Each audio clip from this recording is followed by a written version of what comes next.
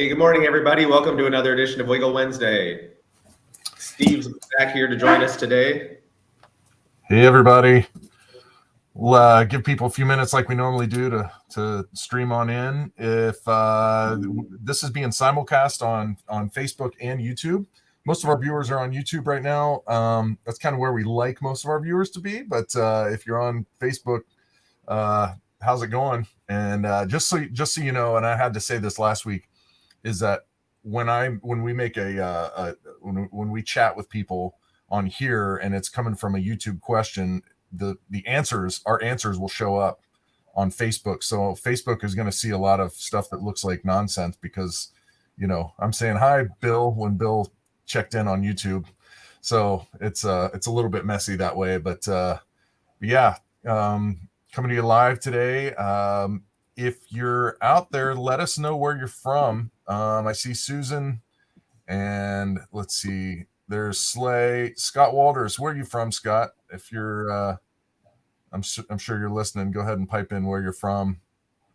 So I just like to figure out where people are. It's fun. I get to travel a lot. I'm in a lot of cool places, and a lot of you are near there. So somebody checking in from Missouri. Scott's here from East Central Kansas, and cool. We'll give people just a couple more minutes here to stream on in. So it's funny that Troy would be doing this because we're talking about winter vermicomposting today. And Troy, where do you happen to be right now for this winter Wiggle Wednesday? Yeah, I'm back in Jamaica.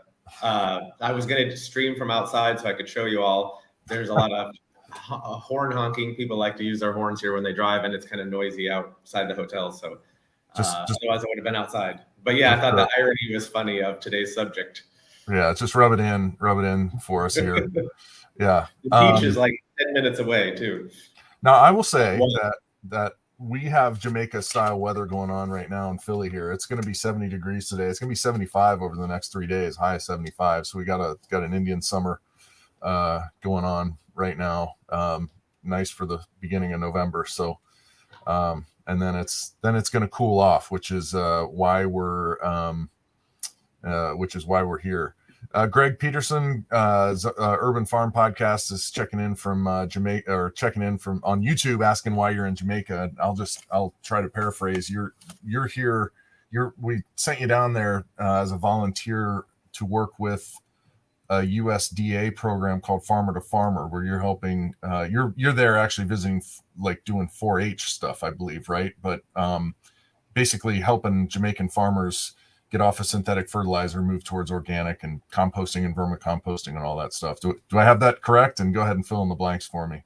Yeah, so initially I'd come down in September to work with farmers, and specifically with farmers, different groups of farmers around the island. And then this time I've come back to, first of all, they wanted me to work with the 4-H. They have a large 4-H group here. And then there's local hotels and other industries like that would like to start composting. So I'm going to visit with them to help them figure out the logistics and everything that they need to start composting their food scraps and different organic waste on site. So they can make use of the compost and use that in their landscaping and stuff. Nice. Very cool. Very cool. Just a couple housekeeping items here. Of course, talking about winter vermicomposting today. Troy's going to run through the slides. We'll do a Q&A at the end like we always do.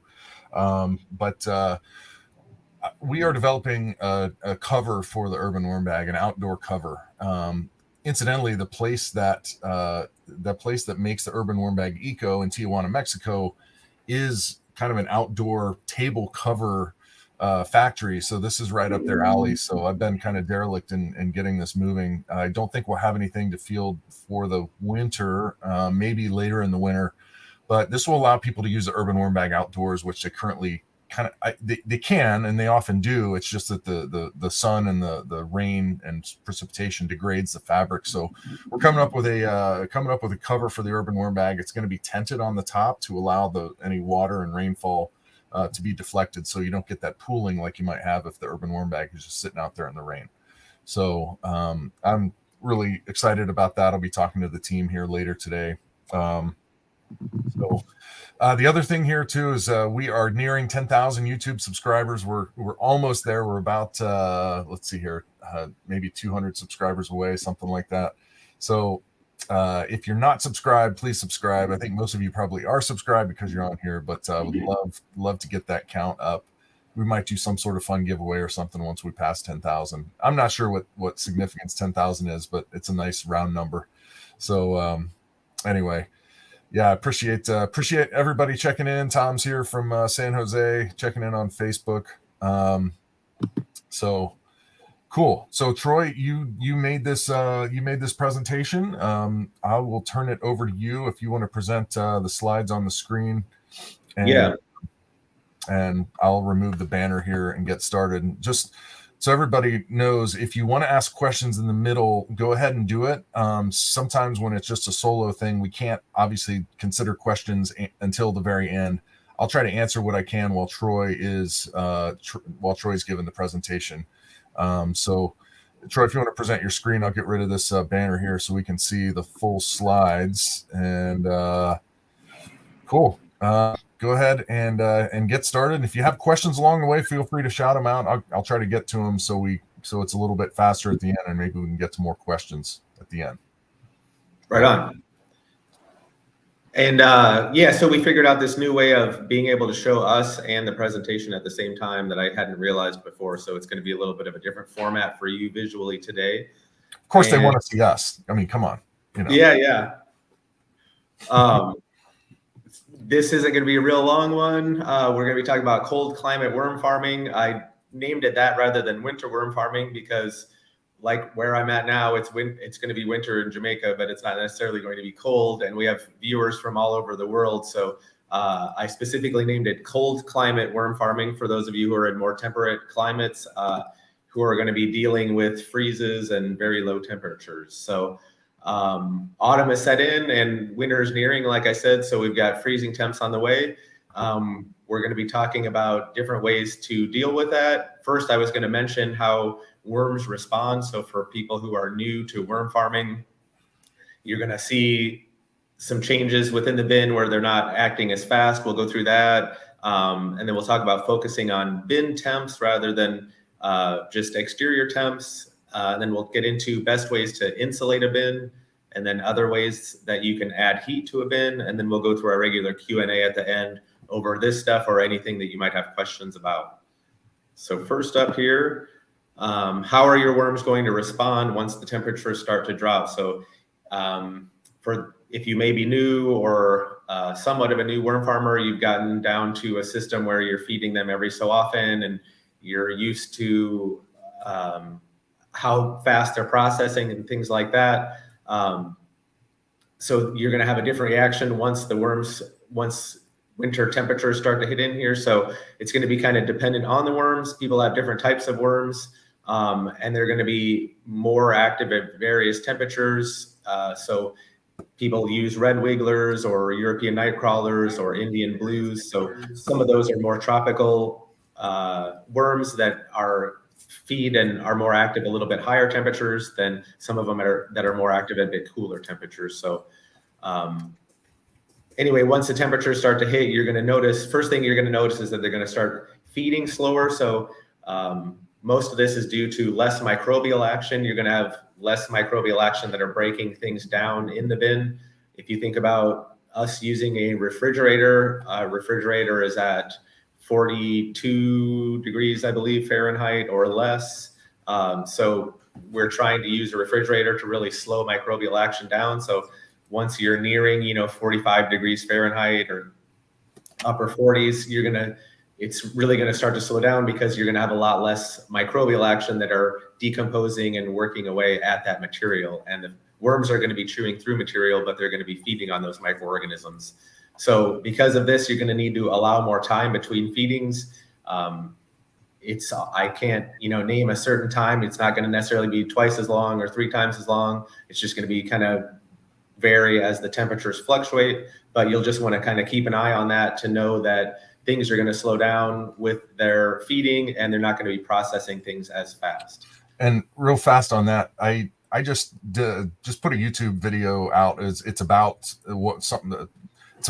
it's about the seed mat that we're going to talk about here in a second. But one of the points I made is that at the low end, things just sort of I don't want to even say degrade. They just slow down slowly, right? It takes a lot of cold to kill the worms and have there be real danger. You're in far more danger with heat. So, worms are really, really happy at 85 degrees and might even be happy at 90, and they're dead at 100. Whereas, you'd love to keep your worms at 72 degrees, but if they get down to 45, just like you said, it's not going to be the end of the world. You're just going to have to moderate your expectations on what they'll do. Your worms are going to survive, or at least enough of them that you're going to get through the winter, as long as you can keep the vermicompost at that temperature. It's not the ambient temperature so much you have to worry about. It's what the temperature is inside your vermicompost, which should be higher anyway. So yeah, high ambient temperatures outside could be bad, but it's really the temperatures inside the vermicompost. So anyway, back to you. Thanks. Yep, and we're going to be talking on that just in the next slide here too, what Steve just mentioned. Oops, so we're going sorry. we're going to be covering that again. It's all good. Okay. So with slower feeding, you're also likely to get slower reproduction. And I don't necessarily go and count my worms every time. So I can tell that I've got, more worms upon emptying a bin. I'll know that I'll have more worms that I initially put in there or whatever, but it's not like I'm counting them like, oh, I've got 100 this time and I had 150 last time. So you may not even notice the slower reproduction, but that's just something that's going to happen. You may notice that your worms are remaining near the core of the bin. So your exterior or the parts of the bin that are closer to the exterior ambient temperatures outside are going to likely be a bit cooler.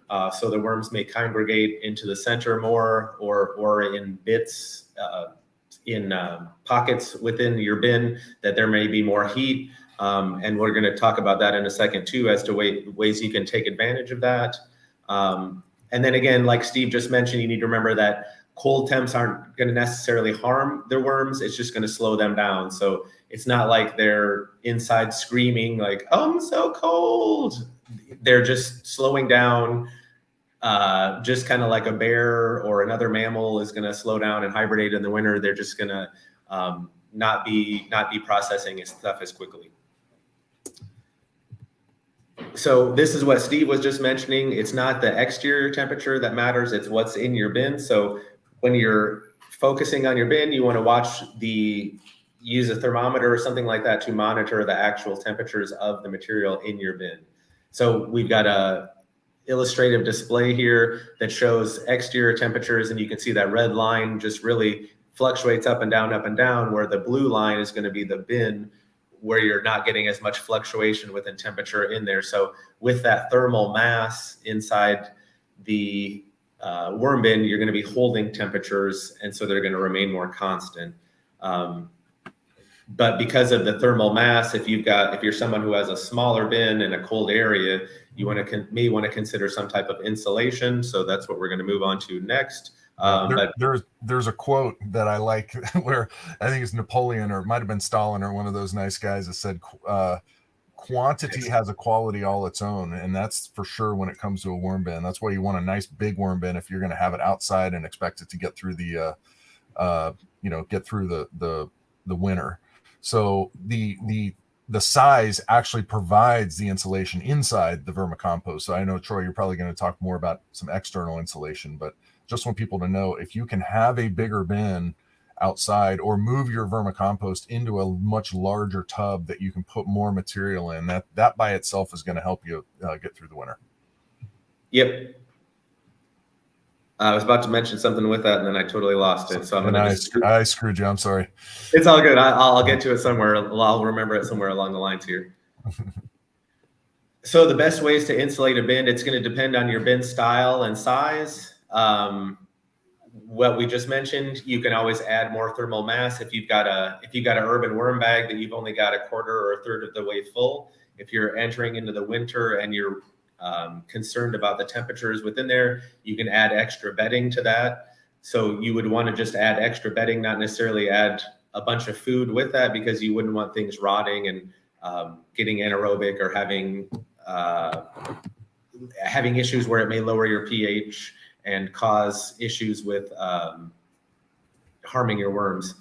But so adding thermal mass, so putting more cocoa coir, anything in there that's going to be a brown material, carbonaceous material, that's going to allow them more area to move into and stay warm. So like with a regular thermophilic compost pile, we need to have at least 3 feet cubed to maintain heat in the thermal mass. So you can get really high temperatures in a very small pile, but it's not going to necessarily maintain that heat because you don't have enough thermal mass. So what we're trying to increase is the thermal mass that's going to hold on to that heat, just like in that illustration we just saw, that the temperatures fluctuate less because you've got so much thermal mass.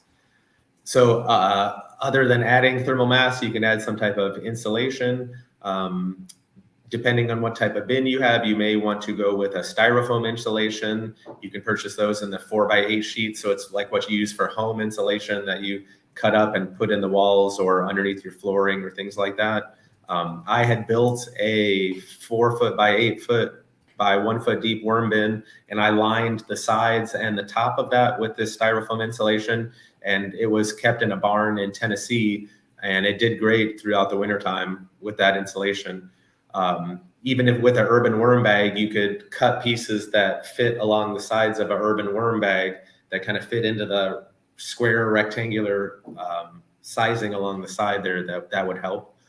Other than that, you can use straw bales. So you just surround your bin on the sides and maybe even the top.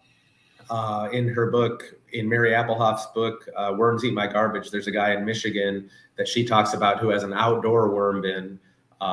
And he's got a good amount of thermal mass. Well, this was years ago. I doubt that he's even alive still, but he had surrounded it with straw bales, several straw bales to really insulate that. So you're adding more thermal mass again to that to hold in heat and keep it thermal and insulated.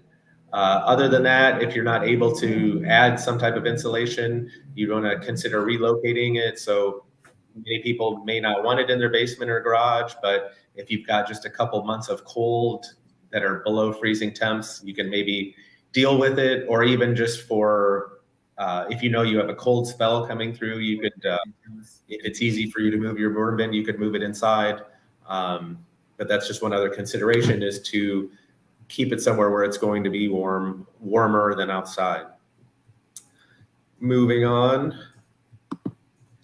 So if you're not able to add insulation, or if you've added insulation and you need even more heat, you can add heat to your bin in some type of way. So one of the ways to do that is to add unfinished thermophilic compost. So some of you, we discussed pre-composting, or putting material through the thermophilic phase of composting to heat it up and kill pathogens and weed seeds and start the decomposition process. So you could, usually people are letting it cure more and come closer to ambient temperature before they add it to their worms. But you could take material that's less finished and still somewhat warm, and add that into your bin. So that heat is that's hot, so it's obviously going to add more heat to it. Or you can add just fresh food scraps if you're not a person that does pre-composting. Just put a small pocket of food scraps in your bin. So the composting action between the green nitrogenous food scraps and the carbonaceous containing bedding is going to start the thermophilic phase of composting, and it's going to heat those things up. So you don't want to do this all over the top of your bin where you have kind of more food than normal, because you wouldn't want to heat an entire area up where the worms don't have a place to escape. But you can make little pockets of food scraps that are going to heat up, so the worms could get into them to warm themselves up or escape if it gets too hot, and they can cool themselves off. We're not making castings right now, but when we were making castings with the Michigan Soilworks CFT, we noticed we would take our temperatures every day, and we noticed a spike, and it wasn't a spike that was gone that day. It lasted for 2 to 3 days at least, and had some residual effect when it for us even a few days after that. So you could definitely see when we fed based on what the temperature was doing. It didn't spike like to 120 degrees. It just went up, a good 5 or 6 degrees all inside the bin when we put that, pre-composted material in there. So yeah, overfeeding in a sense, what you're saying is overfeeding a bin a little bit in ways that we would tell you not to do in the summer can help create that heat. Right. And again, like Steve just brought up, when you're making thermophilic compost, you're trying to get it above 131. So that thermal mass is going to hold that heat. But if we're just taking a small amount of that, it's not like that small amount's going to heat up to 100 and above 130 degrees. It's still going to have a good amount of heat in there. But without all that thermal mass of the other stuff, you're not going to have extreme temperatures like that.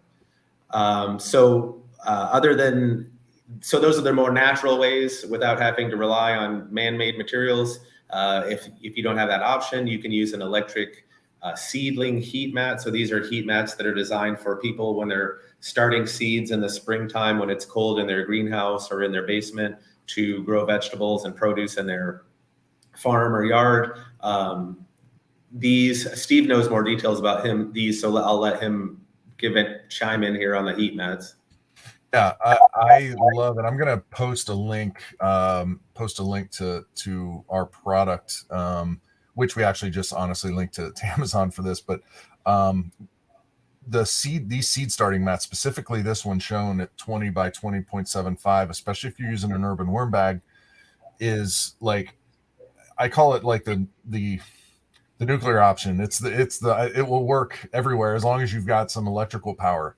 It just delivers a nice low level heat to your worm bin. One of the issues with sort of taking outside sources of heat is it can tend to really dry out the surface of your vermicompost. This stuff just has a nice even heat, and it doesn't dry things out. What I use, and this is an optional purchase along with the seed starting mat, is the thermostat. So I tell my thermostat maintain 72 degrees, and it maintains 72 degrees. So there is a temperature probe that you take and you put just under the surface of the vermicompost or just under the surface of the mat, and that will keep 72 degrees regardless of the temp. I love it. The one thing I would caution against if you do go out and do this is don't bury that temperature probe too far below the surface of your vermicompost, because the heat mat will, if it says, hey, I need to hold 72 degrees, well, it's only holding 72 degrees. Like it's holding 72 degrees at that probe. So if you put it way far away, it's got to really heat the top of it to, who knows, maybe 90 degrees or more to get it 72 at the bottom. So it just depends on your situation.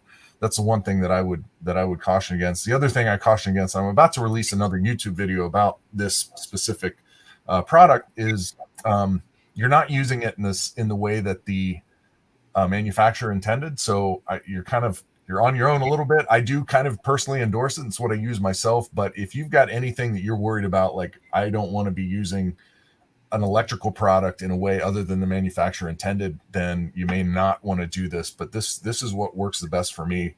I highly recommend it. And again, it's the minimalists, the people who don't want any more carbon footprint. This isn't the best option because you are using some electricity to keep your worm bin going. I would just rather, let's not let perfect be the enemy of the good. If you need something like this to get you through the winter, I think you should do it. So cool. Thanks for letting me get the box there. Yep. So yeah, and then other than a electric seedling heat mat, if you've got a smaller bin, and when I say smaller, I'm comparing small to like a large flow through unit. So if you've got a bin, I should say that's, maybe an urban worm bag or smaller in size, and you're concerned because you have them in a garage or a basement. A basement's not as likely to, really go below freezing. But if you are concerned, you can use an oil heater and place those near your bin just to keep it overnight, like on a night, if you live in a place that like gets down close to 0 or something like that. And you just need a quick fix to get you through that cold night. Those oil heaters are nice because they don't get too hot, and they don't use a ton of electricity compared to the other types of heaters. And it's not going to be a dry heat either, where it's blowing heat out. One more thing too is that if you're one of those weirdos that actually parks in your garage and you do drive a certain amount each day, your engine block radiates a lot of heat and heats up a garage. I want to say that attached garages, probably due to both the cars being in there and the fact that they're sort of pulling some heat away from the garage, are up to about 20 degrees warmer than outside. You know, if it's freezing outside, you may only be down at 50 degrees Fahrenheit in your garage. So if you are parking your car in your garage, then it's very possible that engine block is radiating enough heat for you too. Yep. So yeah, I think we would both highly suggest, maybe just keeping one or a few thermometers in your bin over the wintertime to, if it's in an area, if it's not in an area you're not concerned about, it's not, you don't need to really monitor the temperature as much. But if it's a place that you're concerned about, you may want to get one or more thermometers to be monitoring those temperatures, just kind of taking a peek once a day to see where you're sitting and see if you need to add extra heat or should be concerned. So anyway, I'll move on to the next slide here. This is the last thing I wanted to mention. First of all, for anybody who's new, I think, and I believe Steve's in the same category, I've been composting for a long time, and I've been worm composting for a long time. And several years back, I lost, not necessarily due to the cold, but I lost all my worms. It happens to everybody, no matter how skilled you are or whatever. So losing your worms for any reason, if it's from freezing or something like that, it's not the end of the world. And it happens to most of us who are worm farmers. So I wouldn't be too concerned. But I just wanted to mention, freezes do happen in nature. So we're working with things that are normally in a natural world. We're just putting them into man-made things. So, red wigglers do live in areas that are going to freeze, and they survive those freezes. Or if they don't, they have laid cocoons that are going to survive. So, they can burrow into the soil or burrow into your worm bin to survive.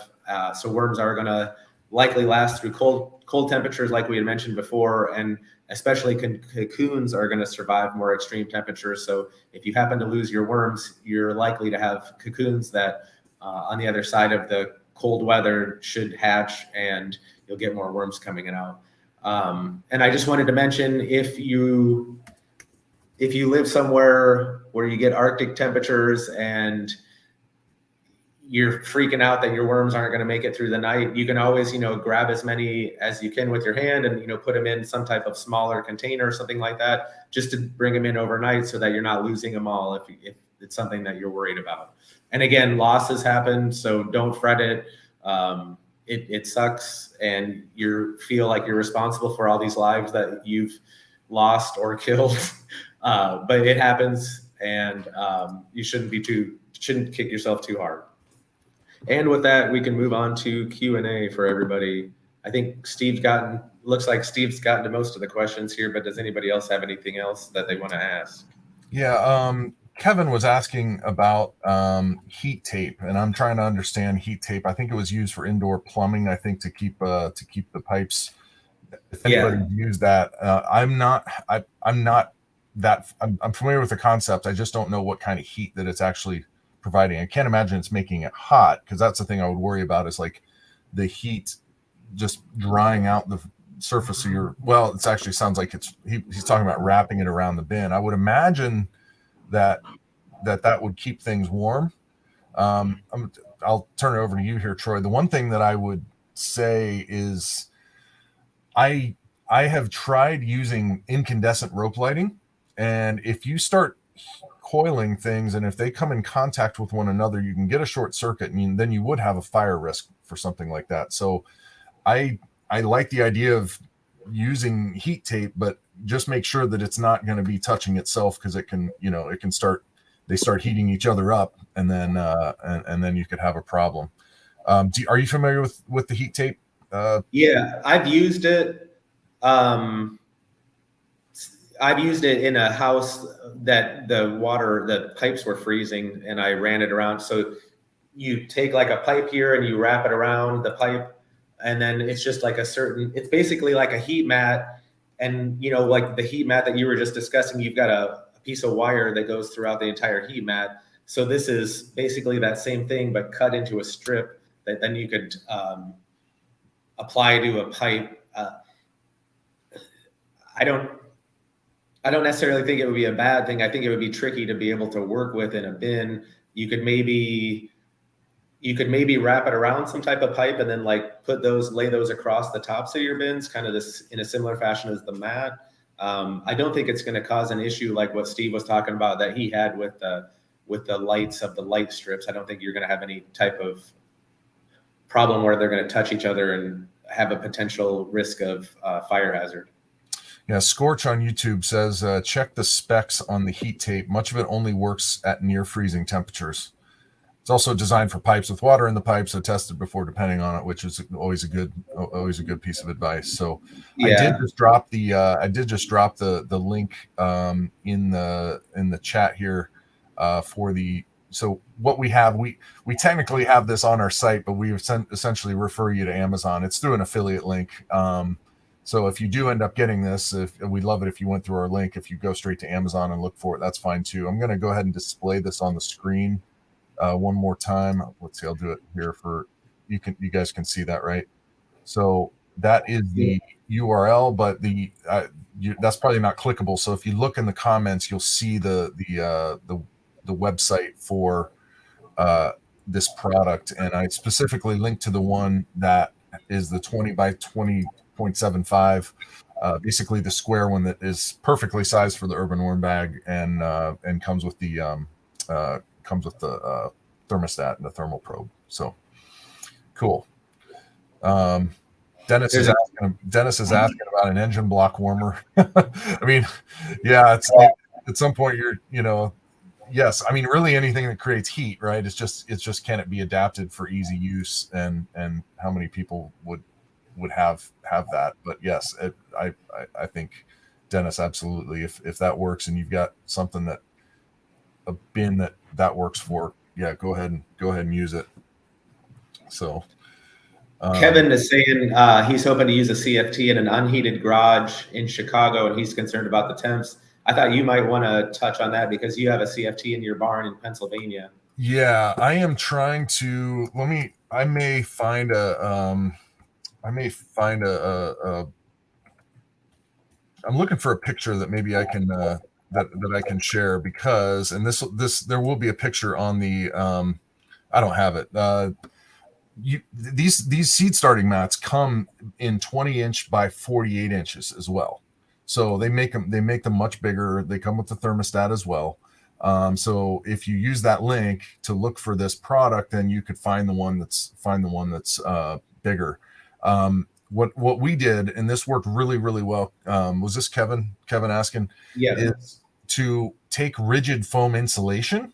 So you're going to take these mats and put them on the surface of your vermicompost. Doesn't have to cover all the surface, because really it's not just the surface that's heating. It kind of radiates heat all throughout. So you kind of get the benefit throughout the closed space. But if you take rigid foam insulation and stick it on top of your continuous flow bin, your CFT, that works really well, and it also traps the moisture, which is big. So you'll find that that it's going to create condensation on the walls of your CFT, and the worms are going to climb up, and they're going to be exploring all over the place because it's warm and it's wet, and so the walls of your bin will get that condensation that the worms are going to go exploring in. So that's what we use, is that combination of the heat mat with rigid foam insulation. I think it's like R49 stuff. It's fairly expensive, but it comes in those big, like 4x8 sheets that work great for us. So cool. Greg is asking, what's a CFT? A CFT, Greg, is a continuous flow through bin. The urban worm bag is a CFT. It's there are larger products like the Michigan Soilworks CFT, which are more industrial sized and industrial grade build quality. Basically, you're feeding from the top and harvesting from the bottom, and you don't have to. And when you harvest, you don't have to disturb the worms and the microbes that are doing the hard work for you. So continuous flow through is kind of, it references a product, but also represents a process of continuous flow. So again, you don't have to disturb or completely start over a worm bin for harvest with continuous flow.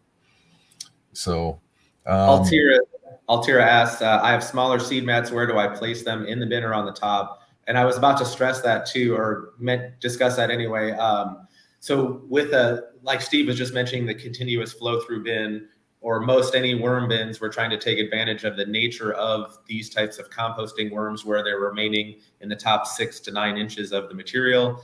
So because of their nature to remain in those top sections, then we feed the bins on the top and let the material flow through the bin. And so for this reason, we would want the heat mats on the top of the bed, so that it's keeping that very top of the material warm, and they can come up and work through and process that material. And if they need to cool off a little bit, they can go down deeper into the bin. So yeah, it's going to always be good to keep a heat mat on the top of the material. Yeah, Scorch was asking, he said, you use the heat mat with insulation. He said mat on top or below the insulation. Sort of brings up a good point to bring up, is that you don't want to be using you don't want to be using insulation right on top of the heat mat. You need airspace. So otherwise you could create problems, with short circuits or overheating or whatnot. So what we did, and I'll just say it again, is we used the heat mat on the surface of the vermicompost, which was typically for us about 8 to 10 inches below the top of our Michigan Soilworks CFT, and we laid the insulation on top of the CFT. So there was a good 8-inch gap between the surface of the vermicompost and where the insulation was. So thanks for bringing that up, Scorch. That's an important point, because you don't want to put a heat source and then cover up the heat source too. So Greg was asking, heat mat in the worm bin or on top of the worm bin. You want it in the worm bin. I think that's a nice thing about the heat mat, is you can just directly apply the heat without drying out the worm bin, especially if you're using a thermostat that allows you to control that temperature. And so it just delivers a nice low level heat. And it actually, I think if you can just spray the underside of the underside of the not the underside, but you spray the surface of the vermicompost, put the heat mat there, it's going to create even more condensation, I feel like, and sort of pull those worms higher in the bin. That's how I see it. So cool. Greg had said, that's not necessarily a question, but a suggestion. I noticed there are a lot more critters in my worm bin, teeny bugs, black soldier fly grubs, and anything in between. It would be great to do a Wiggle Wednesday on what they are.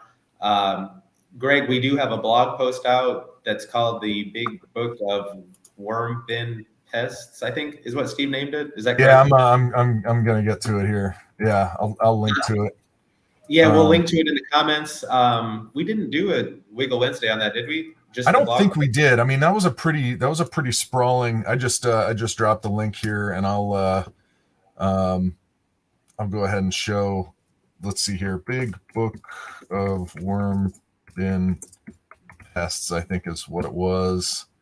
So you're gonna want to search for that, you're gonna want to. Yes, you can either search for that, or you can go in the link and go right to the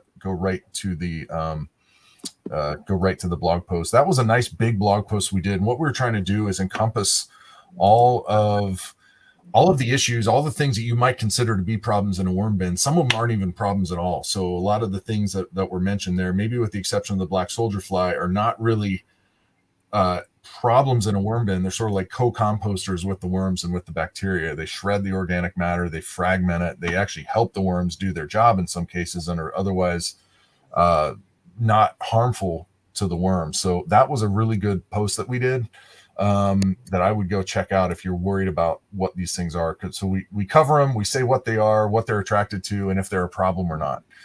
So that would be very helpful to whoever asked that that question. So anyway, thanks for that. So what else do we have? Miranda asking something, Troy, if you want to. Yeah. Is it true that worms can't process peat moss and cocoa coir into castings? I don't know where you heard that information.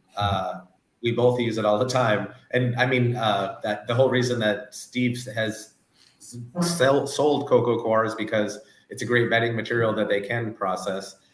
I mean, so I think maybe what you're hearing or what someone else has maybe understood is that the peat moss, the worms may chew through peat moss and it may not get decomposed completely immediately because it's going to take longer to decompose through microbial action. But it's eventually going to decompose. Just that they may chew through it and it may look still somewhat like peat moss after it's come out the other end. That may be the confusion. Yeah, and I think this is probably a good time to remind people that worms eat all organic matter at some point. They'll eat you and me given enough time, right? We just have to decompose to a certain point where they can do the job. So peat moss and cocoa coir are organic matter. They will be eaten. They may be eaten maybe a little more slowly. They will break down more slowly than things like food waste will. But worms are going to eat everything that's considered bedding in the bin if given enough time. So that's the time thing. It's like you could put wood chips in the bin. The worms will eventually get to it. It might take years, but the worms will eventually get to it. And so that's unlike all other animals where you consider something like bedding. Other animals don't eat their bedding. Rabbits aren't eating their bedding, snakes aren't eating their bedding, but worms will eat their bedding. So it's kind of a misnomer to call it bedding because it's just really a different sort of form of food. So yes, they will. Long story short, they will eat peat moss and cocoa coir. Yep. I think that's about all for the questions right now. Okay. So you're gonna be in Jamaica till the 18th, I believe. 22nd. 22nd. Okay. Yeah. Cool. I will be heading to Dallas for my Southwest Airlines training. Finally, I got it scheduled, and so I will be probably not able to join for at least a week. I think I may have later simulators later in my, later in November, so I might be able to join you. So you might be solo next week if you can do it, Troy. But do you have I don't want to put you on the spot, but do you have a topic picked out for us? I do, yeah. So next week is when I have the 4-H thing on Wednesday, and so I think next week Wednesday is going to be a break, and then I have on the schedule worm morphology, or like just learning about the parts of the worms, like little setae, gizzard, things like that, just to learn about the different parts of a worm. Nothing too complicated, keeping it pretty simple, just to learn about what it is. Cool. And a lot of you are going to be watching this after the fact. We like feedback. We'd like to understand what it is that you want to learn more about. So drop a comment in there and say, man, I'd really like if you covered this later. I'm confused about this point. Some of our stuff, we sort of make a mountain out of a molehill just because some people have some questions that we think are really worthy of a good 10 to 15 minute presentation, if not a little bit longer. Some of our stuff is a little more sprawling. Some of it's, taking a small thing and kind of blowing it up into a bigger presentation, but we'd love to hear what you guys want to see on a future Wiggle Wednesday. So these are fun for us to do. I always feel energized doing them. I like answering your questions. I feel like this is kind of an efficient way to do it too, where we can kind of get some mass distribution of some worm knowledge, because I'll get, onesie twosie emails from folks and kind of answer the same questions over and over. Granted, I can't tell them, hey, go watch this hour-long live stream. But if more and more people can get their information from, disseminated from stuff like this, that would be great. So, anyway, Troy, I think we're starting to wrap it up. Just real quick shout out from Greg, since he's flattering me and my product. He said he harvested his urban worm bag the other day and loved how it worked. So thanks, Greg. Appreciate you being there. Greg I just emailed with Greg today. I was on his podcast. It has not aired yet. Sometime around November 25th on the Urban Farm podcast with Greg Peterson. I'll be on there kind of talking about how I got started with all this stuff. And he asked some really interesting questions personally about what books I've, that I want to read again or that I've read or favorite books and just kind of entrepreneurial things. So that was a lot of fun to do. So I look forward to that coming out. It won't be on my YouTube channel necessarily, but I'll make sure that people know about it via our email list or via our SMS. We do send you guys some text messages. So, anyway, one more thing here, and I think we ought to wrap it up. Renee has been making concentrated worm tea that's dark brown, and it's now coming out orange. You are my worm tea guru. Answer that. Well, the color that's going to come off of it is going to be the same as like when you put a tea bag in water. It's just dependent on the materials that are in there. I don't know why it would look orange. That's odd. But I wouldn't guess it was necessarily a bad thing as long as your worm castings or worm compost is looking healthy and smells okay. It shouldn't be an issue. It just might be a different color. I honestly don't know why it would be coming out orange. That's interesting. Unless Renee, are you talking about like brewing tea, or are you talking about like leachate that's coming out of the bottom of a worm bin? If you can comment, put a comment there, because that's obviously one of the misconceptions that we have to tell people is like the stuff that drips out of the bottom of a worm bin is not worm tea. that's leachate. That's basically your food waste breaking down and releasing water that just drains through your worm bin, probably because you didn't have enough bedding. So okay, she's saying it is leaching. So Renee, I would be adding a lot more bedding if I were you. I don't know what you're vermicomposting in, but if you are, if it really doesn't matter, I would be adding twice the volume of food waste in bedding. So, 2 parts bedding, 1 part food waste by volume. I like the idea of mixing it all together.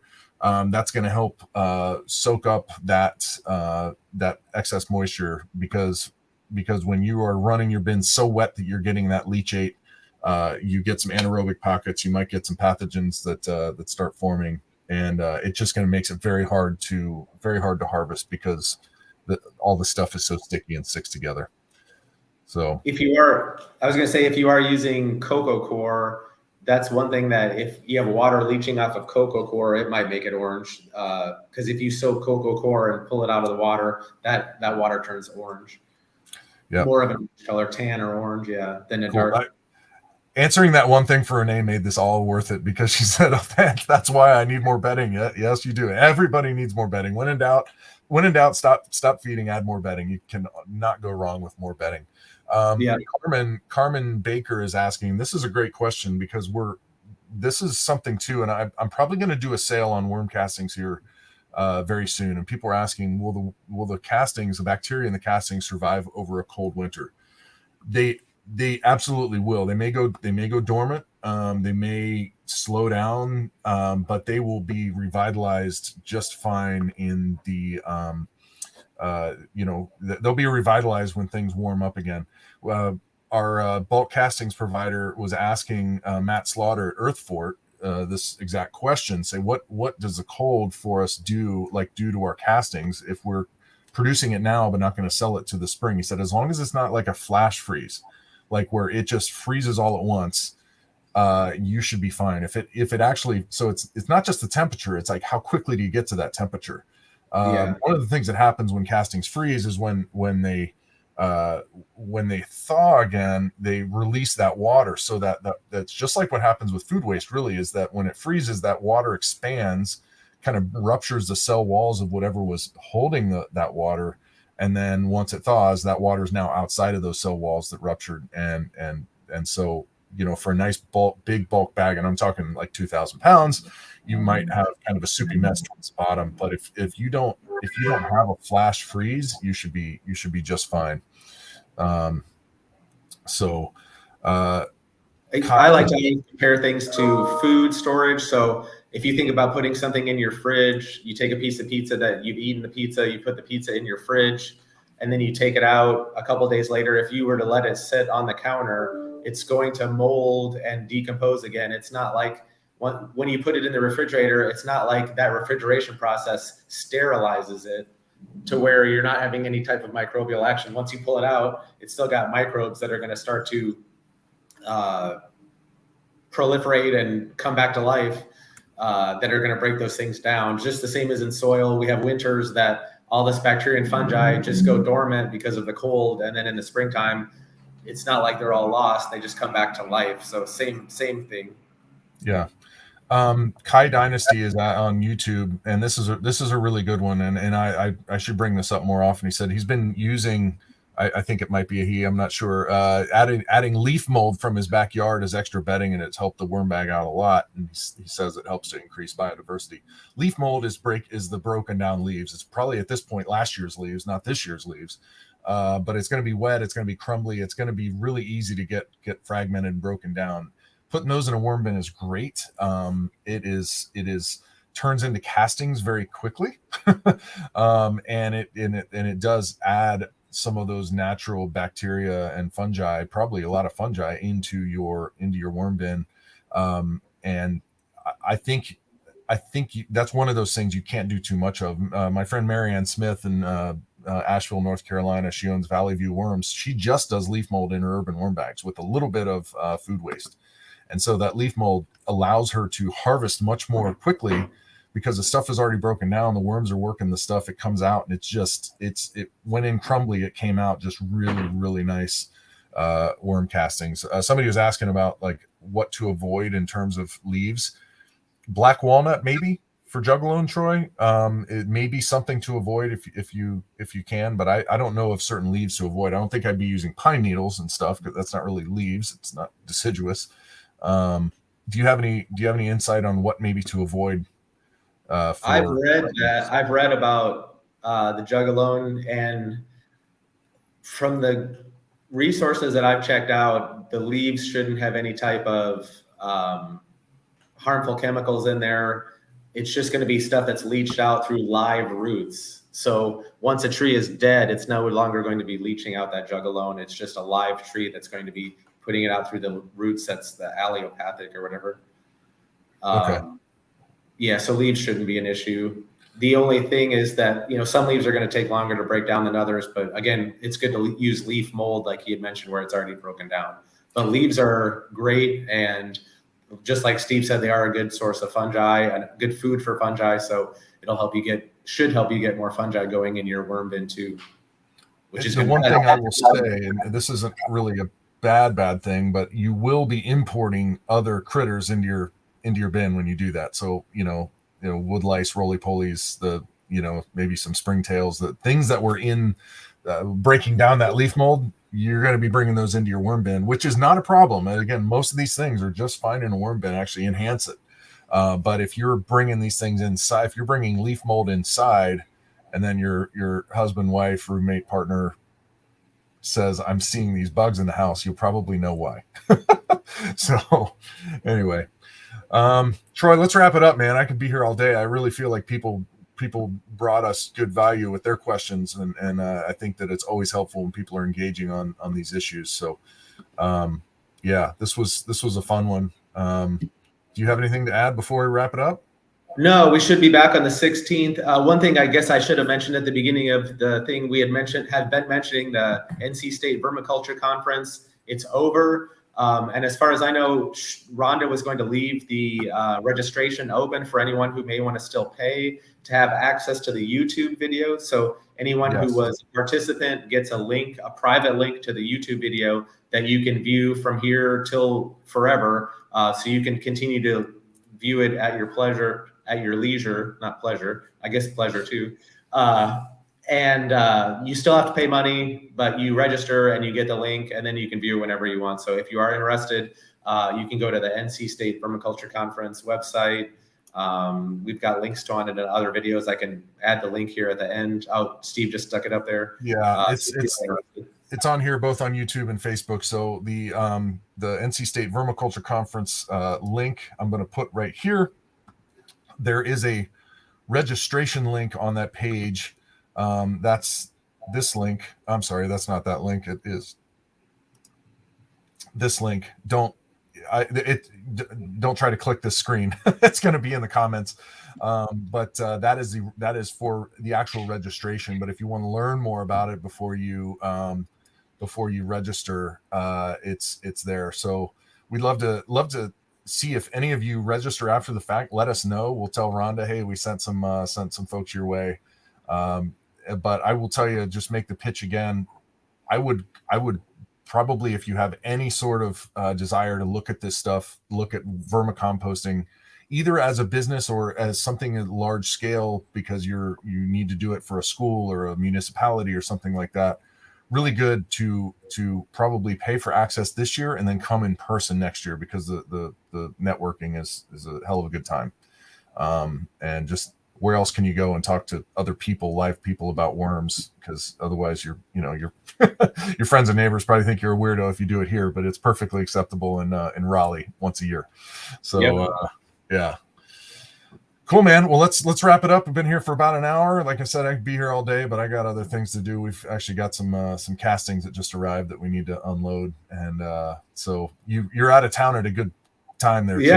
Mark and I are gonna have to lug these things up from the street. So anyway, thanks everybody. Enjoy. We should be back the 16th. Thank What's you. that? Yeah, we should be back the 16th. Somebody asked about it. It's 11 a.m. almost every Wednesday. We're going to be missing next week because I'm unavailable and Steve's unavailable. Keep an eye out on Facebook and Instagram and your emails for the next Wiggle Wednesday, and we will let you know. And it should be on the 16th, though, in 2 weeks. And Thanks for tuning in, everybody. All right. We'll see ya. See ya.